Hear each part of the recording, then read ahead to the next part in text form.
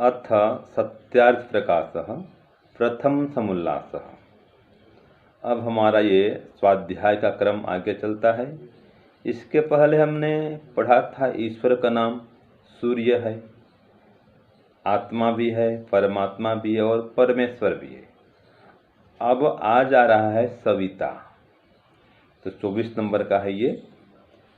इसमें लिखते हैं स्वामी दयानंद जी, शु अभिशवे शु प्राणिर गर्भ विमोचने, इन धातुओं से सविता शब्द सिद्ध होता है। अभिशवः प्राणी गर्भ विमोचनम च उत्पादनम, यह चराचरम जगत सुनोति सूते वा उत्पादयति स सविता परमेश्वरः।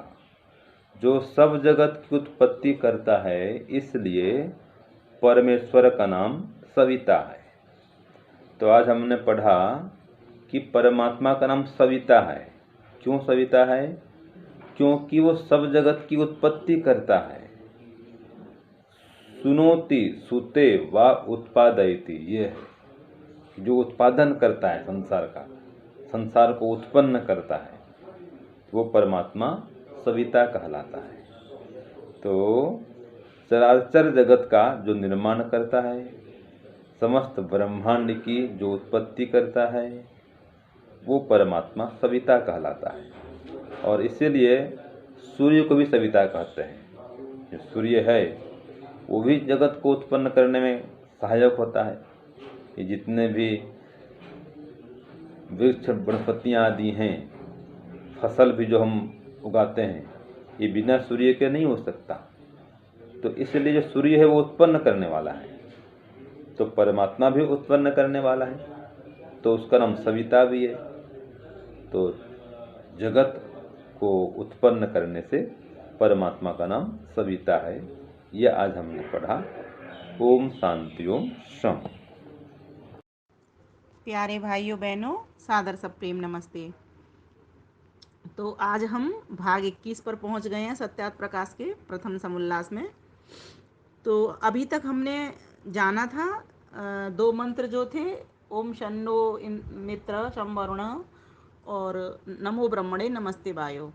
इन दोनों मंत्रों के में जितने भी नाम आए हैं वे सब ईश्वर के लिए आए हैं, और उन ईश्वर के जितने भी नाम आए हैं उन नामों का मतलब क्या है, क्यों बृहस्पति कहा, इंद्र कहा, मित्र कहा, वायु कहा, वरुण कहा, इस प्रकार से इत्यादि नामों की चर्चा अब तक हो चुकी है। फिर इसके बाद हमने जाना था कि परमेश्वर के और भी नाम हैं। तो सूर्य का भी जाना हमने, सूर्य क्यों कहते हैं, आत्मा परमात्मा भी क्यों कहते हैं, परमेश्वर भी क्यों कहते हैं। अब इसके पश्चात हम जानेंगे आज कि इस ईश्वर को सविता क्यों कहते हैं। एक नाम उसका सविता भी है और सविता नाम सूर्य का भी है। सूर्य का क्यों है? क्योंकि सारे संसार को, जितनी भी हमारी पृथ्वी किससे निर्मित हुई है, सूर्य से ही निकली है, तो सूर्य से निर्माण हुई है, इसीलिए सविता सूर्य को भी कहते हैं। लेकिन यहाँ पर जो बात चल रही है, हम परमेश्वर का भी एक नाम सविता है, तो उसको क्यों कहते हैं? तो कहते हैं उसने भी निर्माण किया है ना, तो इसीलिए उसको सविता कहते हैं। और जो निर्माता होता है, ये ध्यान देने की बात है, वही ज्ञान भी भरता है। जैसे हमारी माता ने हमको जन्म दिया, तो वो हमको ज्ञान भी तो देती है, हमारी शिक्षिका बनती है वो, और हमें प्रेरणा भी करती रहती है कि ये करो, ये मत करो। ठीक इसी प्रकार से परमपिता परमेश्वर भी सारे संसार का निर्माण करने से सविता है।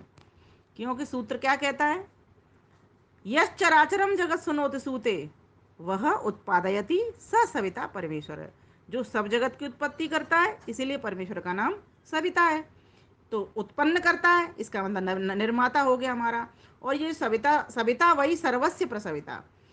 जैसे माता को जब वो प्रसव करती है, बालक को जनती है, तो क्या कहते हैं, एक प्रसूता कहते हैं ना, ऐसे ही परमेश्वर भी सविता नाम का प्रसूता है हमारा। जब माता पिता नहीं थे, प्रारंभ किया जब, आदि सृष्टि को ईश्वर जब बनाता है, तो अमैथुनी सृष्टि होती है, माता पिता से तो होती नहीं। तो माता पिता कौन होता है? वो ईश्वर ही होता है, जो धरती में से निकालता है, फिर हमें खड़े करता है, वो युवावस्था में हम सबको बनाता है परमेश्वर।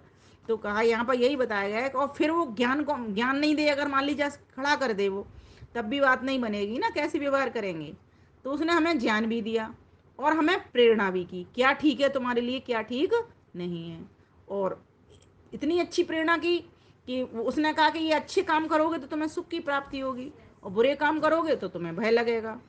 तो इस प्रकार से उसने प्रेरणा भी हमको की। तो इसीलिए उसका नाम सविता है। अब मैं इसको पूरे को काव्य में कहती हूँ। सविता वै सर्वस्य प्रसविता उत्पादक प्रभु सविता देव, उत्पादक प्रभु सविता देव, जिसने सब संसार रचाया कहलाए सविता महादेव, कहलाए सविता महादेव। वही प्रकाशक सारे जग का, वही प्रकाशक सारे जग का, करे प्रेरणा सारे जीव, करे प्रेरणा सारे जीव। उसी से गत सारे ब्रह्मांड में, वही जगत सर्वस्व नीव, वही जगत सर्वस्व नीव। निर्माता माता जग जननी, निर्माता माता जग जननी, सब जग गर्भ में रखे सहेज, सब जग गर्भ में रखे सहेज। इसका मंत्र भी तो मिलता है, हिरण्य गर्भ समवर्तताग्रे। वह परमपिता परमेश्वर कैसा है, उसका एक नाम हिरण्य गर्भ है। और वही हिरण्य गर्भ क्यों है, क्योंकि वो सविता है। अपने गर्भ में उसने पूरे ब्रह्मांड को रखा हुआ है। कैसे रखा है, सहेज करके रखा हुआ है, संभाल करके रखा हुआ है। जैसे एक माता अपने बालक को सहेज करके अपने गर्भ में रखती है, इस प्रकार से सबका संरक्षक बन करके उसने संभाला हुआ है। क्योंकि कोई भी पिता माता अपने बच्चे को नहीं चाहता कि वो संभला नहीं हो, अर्थात कोई भी नहीं चाहता कि मेरा जो प्रसव हो वो अच्छा नहीं हो। तो जब माता पिता ने सृष्टि बनाई थी, माता पिता मतलब परमेश्वर रूपी माता पिता ने जब सृष्टि बनाई, आदि सृष्टि, तो सभी को कितना अच्छा बनाया, सभी को बहुत सुंदर श्रेष्ठ विचारों वाला, अच्छे विचारों वाला, सुंदर विचारों वाला बनाया। धीरे धीरे करके ये उपद्रव होते चले गए, अनार्य हो गए, कुछ आर्य हो गए, ये हमने पहले पढ़ ही लिया है। तो कहने का भाव यह है कि पवित्र आत्माएं, जब हम प्रारंभ में तो पवित्र आत्मा ही परमात्मा बनाता है, अच्छी आत्मा बनाता है, सुंदर लोग बनाता है, युवा बनाता है, लंबे लंबे बनाता है, हष्ट पुष्ट बनाता है, और अपने सब कामों की शिक्षा भी वो उन बालकों के भीतर होती है, वो कर सकते हैं। क्योंकि उनको सिखाएगा कौन, तो परमात्मा ही उनको सिखाता है, वही उनका शिक्षक होता है। जैसे माता होती है वो परमात्मा, वैसे वो शिक्षक भी होता है, प्रेरणा भी वो करता है। तो इस प्रकार से वो परमपिता परमेश्वर कैसा है, हम सबका सविता है, इसीलिए उसको सविता हम कहते हैं।